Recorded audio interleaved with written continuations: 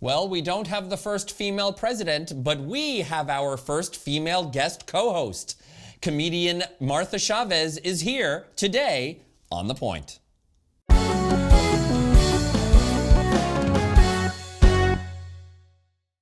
Hello and welcome to today's episode of The Point, the only talk show bringing gay and straight men together to see what happens.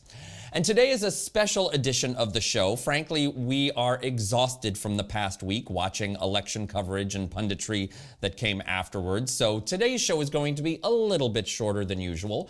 But it's also special because we have two special guest co-hosts this week. Matt Raffi and Ori Barnett are off. Matt is still up performing in Northern Ontario, and Ori is off shooting a film. So we have our friend, fitness expert Nathan Mason. Everybody. Hello. Thank you. And a newcomer to the show, and our very first female guest co-host, comedian, I'm very excited about this, Martha Chaves. Hi, guys. Thank you.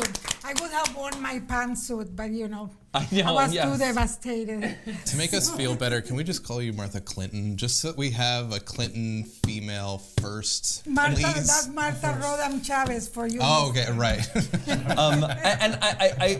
I want to ask everybody, but particularly you, Martha. Hillary Clinton was supposed to be the first female president. Mm-hmm. She's not.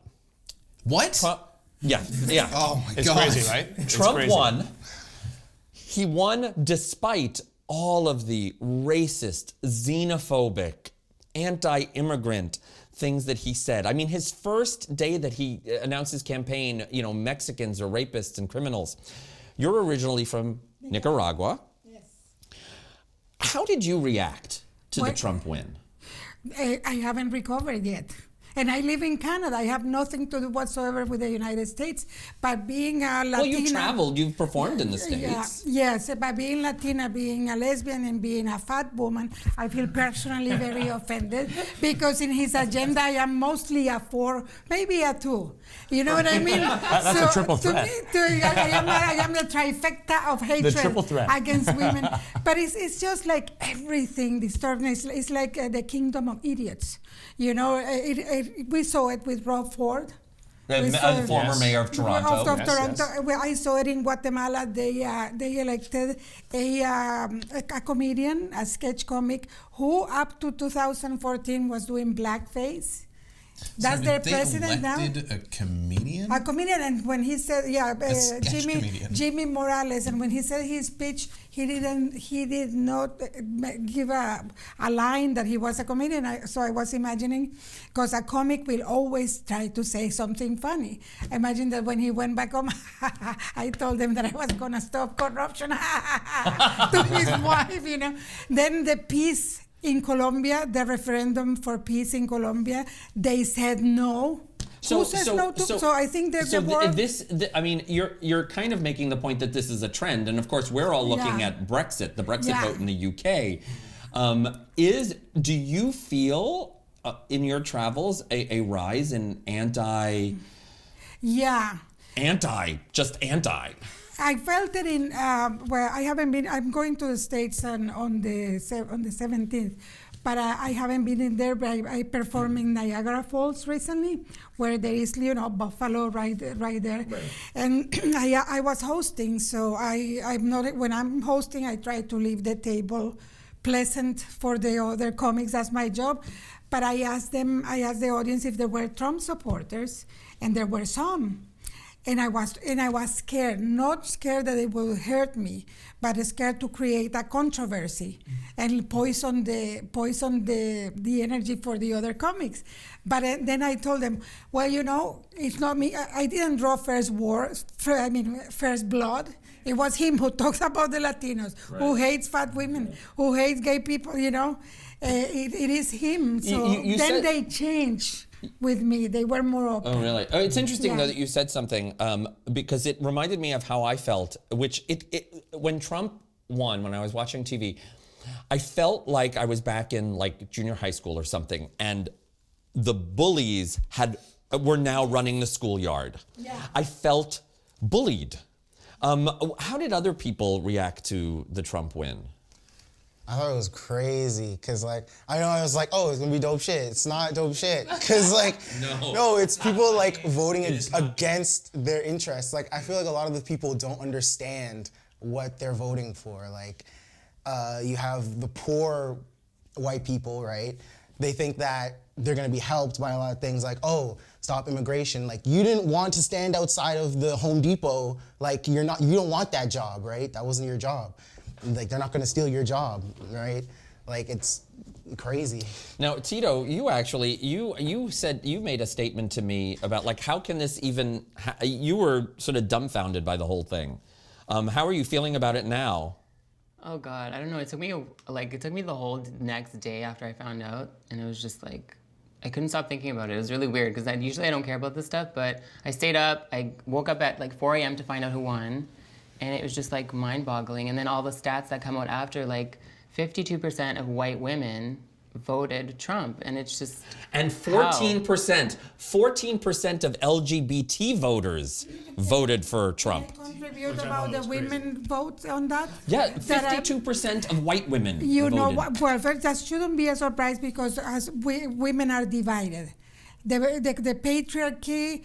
And I seldom use that word, but the patriarchy succeeded in dividing us. Second, Hillary Rodham Clinton is the only candidate ever in the history of candidates that when they ask her about choice, about Planned Parenthood, she said a woman has the right to on her own body. Mm-hmm. And according to the Nicaraguans that live in Miami, the exiles like me that live in Miami, they were writing that baby killer didn't get in. The church had a lot to do with the women that didn't vote for her. And Nathan, because you grew up in Baltimore, right? Right. Maryland. A blue state, went for Hillary.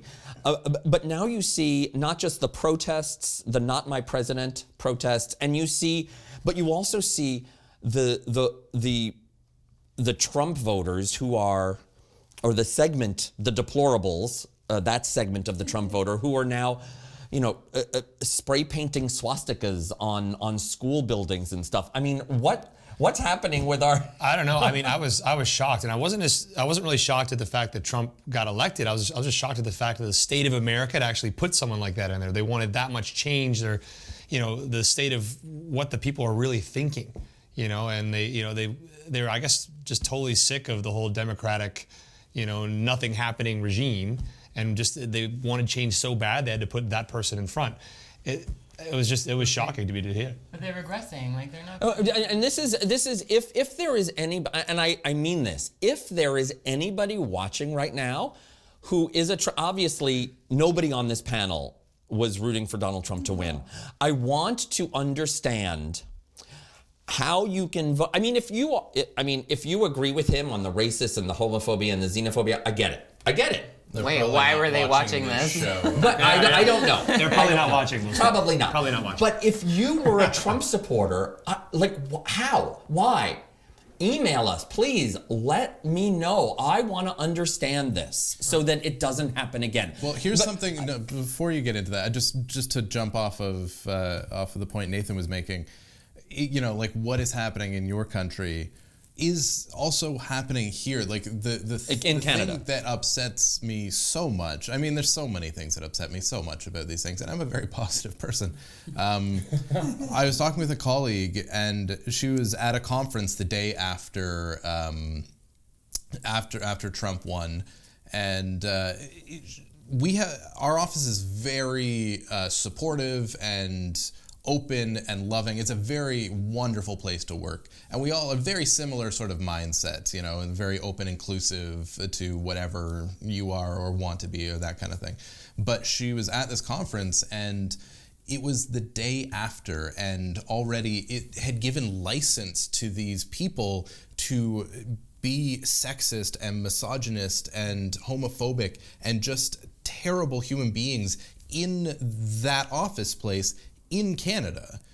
Just him having won, like, I think people don't realize that, yes, Trump doesn't affect our laws. He can't, thank God we have the safety nets in place for LGBTQ people here that can't be stripped away because he's president, but there is still the wide-reaching effect around the world. Absolutely. Now, I do take solace in the fact that Hillary won more votes. Yeah. Almost two, as of this taping, almost 2 million more people voted for Clinton. So that's not all the votes yet. And it's not all the votes yet. And frankly, coming. I'm tired of the analysts and the pundits saying, "Oh, Hillary couldn't connect with voters." Really? Because she connected with 2 million more people than Trump did. Not only 2 million more, the majority of voters. The majority. She connected. The overall majority. No other presidential candidate in history has gotten more votes for president than Hillary Clinton, other than Barack Obama. Barack Obama got the most, but Hillary Clinton she got more votes than Bill Clinton, and he won. So how is it that we have this crazy system where somebody can get more votes but not win? The Electoral College. Okay, so the Electoral College, my question is, because I have said this since 2000 when Al Gore got more votes than George W. Bush, and frankly, Hillary is gonna win by more votes than Gore won the popular vote in 2000. Kill the Electoral College. The Electoral College is archaic, it's undemocratic, and it needs to be done away with. It is racist. Have you, any of you had the chance to see Hamilton? Or to listen to the I so soundtrack? desperately want to see it. No, he's a Hamilton. But in the soundtrack, it explains that's the birth of the Electoral College. They didn't think that because where the black people. Sorry, I had nothing. I'm just sorry about that. Sorry. No, but I mean, they didn't trust.